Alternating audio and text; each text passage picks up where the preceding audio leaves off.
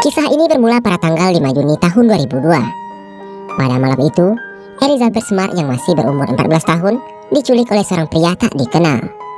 Pria itu masuk ke dalam rumahnya dan menghampiri kamar Elizabeth. Di sana Elizabeth sedang tidur dengan adiknya yang bernama Mary Catherine.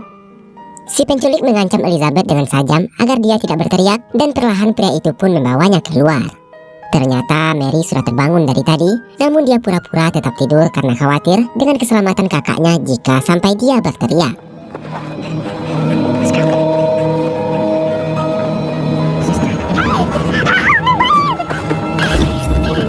Sesampainya di tepi jalan, Elizabeth yang melihat mobil polisi, ia pun mencoba untuk berteriak. Akan tetapi teriakannya itu dihentikan oleh pria tersebut. Ia mengancam akan menghabisi sang adik jika sampai mengacaukannya. Kemudian mereka terus berjalan masuk ke dalam hutan. Setelah menempuh perjalanan yang cukup jauh, akhirnya mereka pun sampai di sebuah tenda perkemahan di tengah hutan. Di sana Elizabeth disambut oleh seorang wanita bernama Wanda, yang merupakan istri dari pria tersebut. Wanda membawanya masuk ke dalam tenda dan menyuruhnya untuk melepaskan seluruh pakaian yang ia gunakan. Elizabeth juga diperintahkan untuk memakai jubah berwarna putih seperti yang ia gunakan. Elizabeth awalnya sempat menolak untuk membuka CD-nya. Akan tetapi ia terus dipaksa untuk membukanya.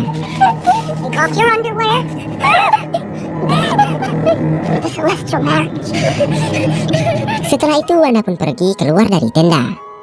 Kemudian giliran pria itu masuk dan memaksa Elizabeth untuk melayani keinginan biologisnya. Ia berkata jika Elizabeth sudah disegel di dunia dan di akhirat hanya untuk dirinya. Mereka sudah ditakdirkan untuk menikah malam ini, namun Elizabeth menolaknya. Elizabeth pun berkata bahwa dirinya masih kecil, bahkan belum menstruasi. Akan tetapi sang penculik tak peduli, ia tetap memaksanya dan Elizabeth pun tak bisa berbuat apa-apa. Keesokan harinya Elizabeth terbangun dan mendapati dirinya telah diikat menggunakan kawat yang digembok. Elizabeth pun berusaha untuk membuka gembok itu pakai peniti yang masih tertempel di baju miliknya. Namun semua itu sia-sia, dia tidak bisa membukanya. Peniti itu mengingatkannya pada sang ibu yang selalu mencintainya. Di luar sana, pria itu berdoa bersama istrinya. Mereka berkata kalau Elizabeth beruntung karena si pemilik mengklaim bahwa dirinya adalah utusan yang telah menyelamatkannya dari dunia ini. Di sini Elizabeth baru menyadari kalau pria itu adalah seseorang yang pernah diberi uang oleh ibunya. Tidak hanya itu, pria itu juga pernah diberikan pekerjaan oleh ayahnya Elizabeth. Pria itu bernama David Mitchell alias Immanuel, yang merupakan seorang tunawisma yang tinggal di dalam hutan bersama istrinya. Elizabeth pun bertanya, kenapa kamu tega melakukan ini padaku? Padahal sebelumnya orang tuaku telah membantumu. Immanuel pun menjawab kalau dirinya mendapat perintah langsung dari Tuhan untuk melakukan ini semua. Dari sini bisa disimpulkan bahwa si Immanuel ini adalah orang stres. Apa yang ia lakukan selalu mengatasnamakan agama. Memasuki hari kedua, di malam harinya Immanuel kembali memaksa Elizabeth bercocok tanam jagung di hadapan sang istri. Lalu keesokan harinya Elizabeth yang masih dalam keadaan terikat dan tidak menggunakan pakaian sehelai benang pun terus diberikan pemahaman yang sesat oleh Immanuel. Dengan dalil apapun yang ia katakan berdasarkan perintah dari Tuhan.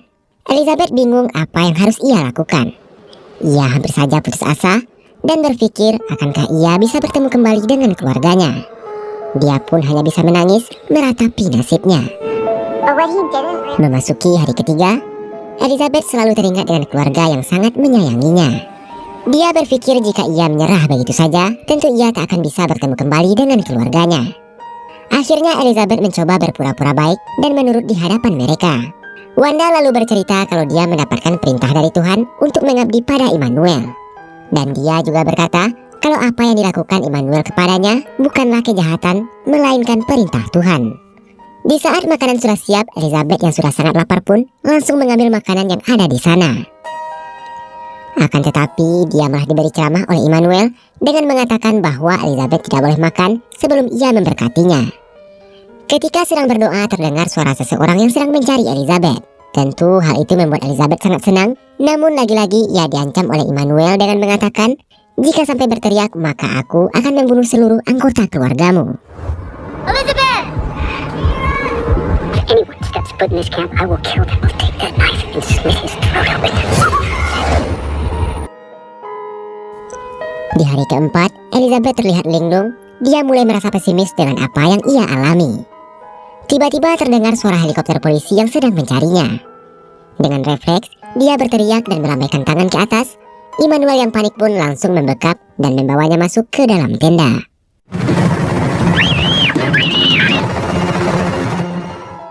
Waktu pun terus berlalu.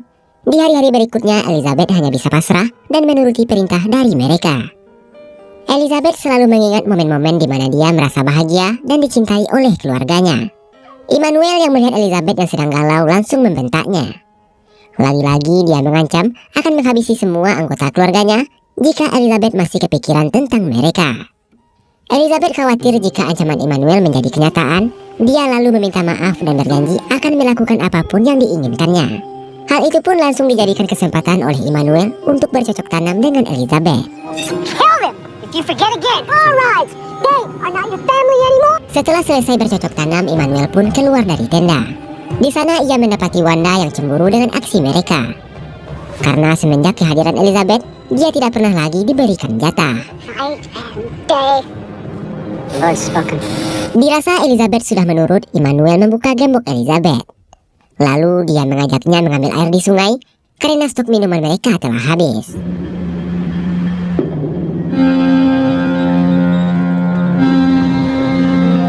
Setelah menempuh perjalanan yang cukup jauh, akhirnya sampailah mereka di sungai. Namun karena ia kelelahan di jalan, ditambah lagi belum makan seharian, ia pun mengurungkan niatnya. I didn't have the energy. Immanuel lalu pergi ke kota untuk mencari persediaan makanan, sementara mereka berdua ditinggal di tenda. Beberapa waktu kemudian, Immanuel pun datang dengan membawa beberapa bekal makanan dan membawa selebaran tentang hilangnya Elizabeth. In the rain. Every lamppost posters of her absence. Immanuel juga membawa beberapa botol miras dan memaksa Elizabeth agar mau meminumnya. Gak ada pilihan lain, karena diancam tidak akan diberi makan, Elizabeth pun terpaksa meminumnya. You can eat whatever you want.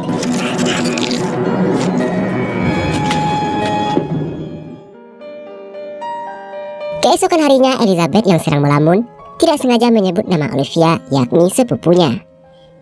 Tentu hal itu membuat Immanuel sangat marah, karena sebelumnya dia melarang keras Elizabeth untuk mengingat-ingat kembali keluarganya. Tidak lama kemudian Immanuel mengatakan jika dirinya mendapatkan wahyu dari Tuhan untuk menculik Olivia. Dia berkata akan menjadikan Olivia sebagai istri ketiganya. I have another divine proclamation. The Lord has commanded me. Go.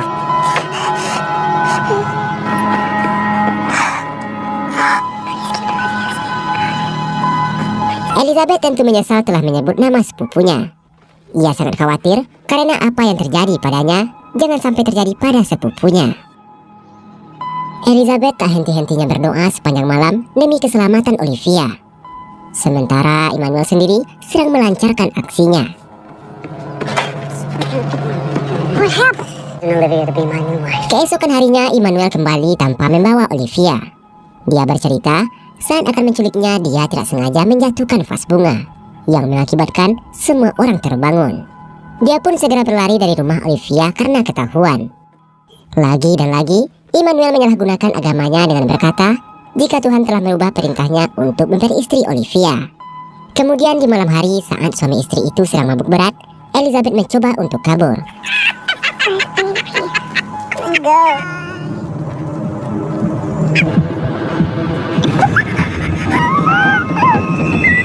Namun aksinya itu diketahui oleh Immanuel dan langsung membawanya ke tenda untuk digenjot kembali. Hari-hari pun terus berlalu. Immanuel dan Wanda sering terlibat pertengkaran karena Immanuel sering pulang tanpa membawa makanan, sedangkan mereka terkadang tidak makan seharian dan hanya menunggu Immanuel datang membawakan makanan. Glorious it is out there. How often is she going to the city? Oh, you know.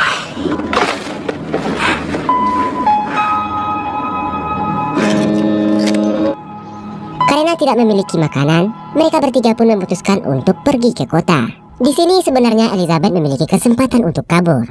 Namun ia tak berani karena terlalu takut dengan ancaman Immanuel. I will kill you.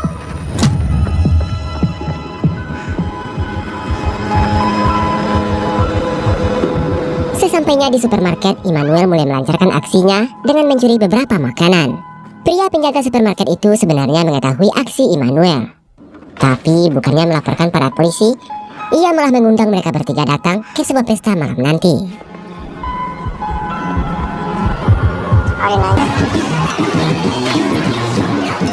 Saat berada di dalam pesta, seorang wanita melihat Elizabeth seperti dalam tekanan. Ia pun menawarkan bantuan padanya, namun Wanda menarik Elizabeth dan mengajak Immanuel yang sedang merayu wanita untuk segera pergi dari sana. Di hari ke-92, Immanuel mengajak mereka ke perpustakaan. Di sana orang-orang memandangi mereka dengan tatapan yang aneh. Dan saat Immanuel merencanakan kepindahan mereka dengan melihat sebuah peta, tiba-tiba datang seorang detektif menghampiri mereka. Detektif itu meminta izin untuk membuka cadarnya Elizabeth. Tapi dengan alasan kalau Elizabeth itu adalah anaknya, ia telah disucikan dan tidak boleh ada satupun orang yang melihatnya. Elizabeth hanya bisa terdiam karena terbayang-bayang dengan ancaman Immanuel.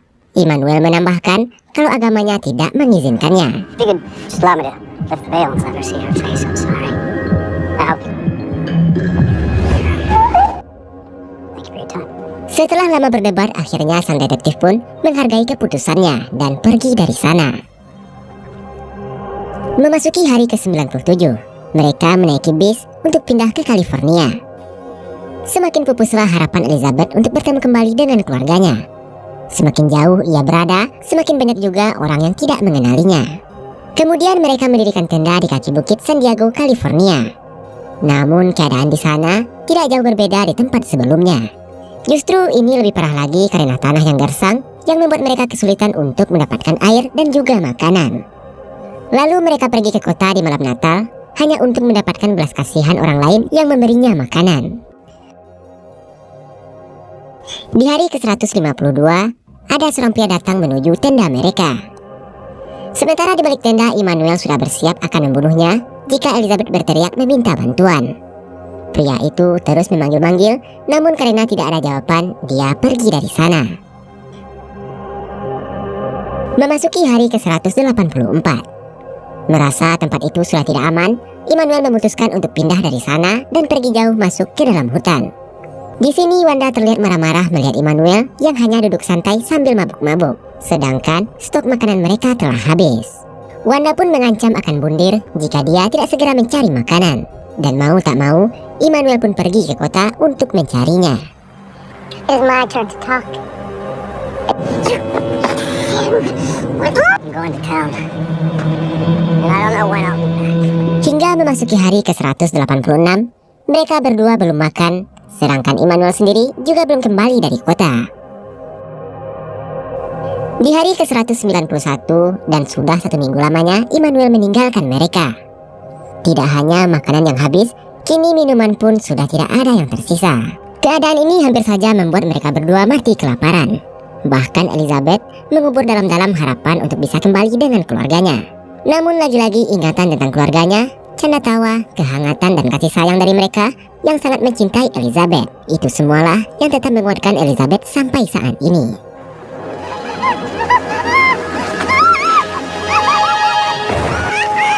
It rained in California. Pada suatu malam, sebuah keajaiban datang. Saat itu hujan turun dengan sangat deras. Tentu hal itu membuat mereka sangat senang. Setidaknya mereka bisa minum dan menambah tenaga. Dan Elizabeth pun meyakini bahwa turunnya hujan merupakan sebuah petunjuk dari Tuhan. Keesokan harinya tiba-tiba Immanuel pun kembali dari kota. Dia berkata kalau polisi menangkapnya karena kedapatan mencuri. Dan dia sempat dipenjara selama 7 hari. Singkat cerita, 9 bulan pun telah berlalu.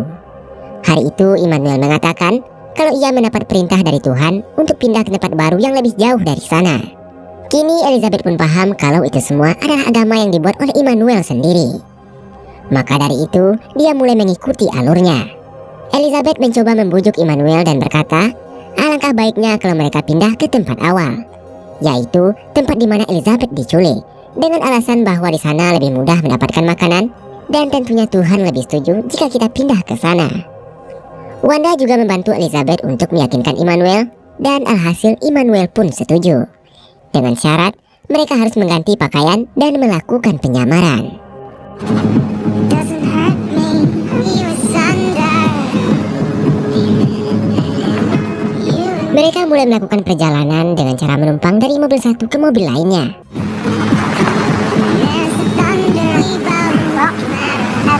Di hari ke-280 dan sampailah mereka di lokasi tujuan.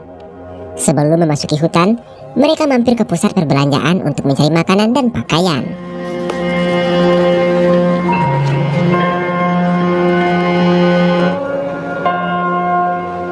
Di sana Elizabeth melihat sebuah poster yang memberitakan tentang anak-anak yang hilang. Namun, dia tidak melihat poster yang memasang gambarnya. Immanuel mengatakan jika mereka telah melupakanmu dan mulai saat ini kamu menjadi milikku selamanya. Setelah itu mereka pergi keluar dan secara tiba-tiba datang mobil polisi menghampiri mereka. You need to stop. What's your name? Awalnya Elizabeth ragu untuk menjawab, tapi karena polisi itu terus meyakinkannya, akhirnya Elizabeth mempunyai keberanian untuk mengatakan kalau dia adalah Elizabeth. Come with me. Your name Elizabeth Smart? It's okay. Nobody's gonna hurt you. Sementara itu Immanuel dan Wanda berhasil diamankan oleh para polisi. Seakan sebuah mimpi, Elizabeth masih belum percaya jika dia telah bebas dari sang penculik.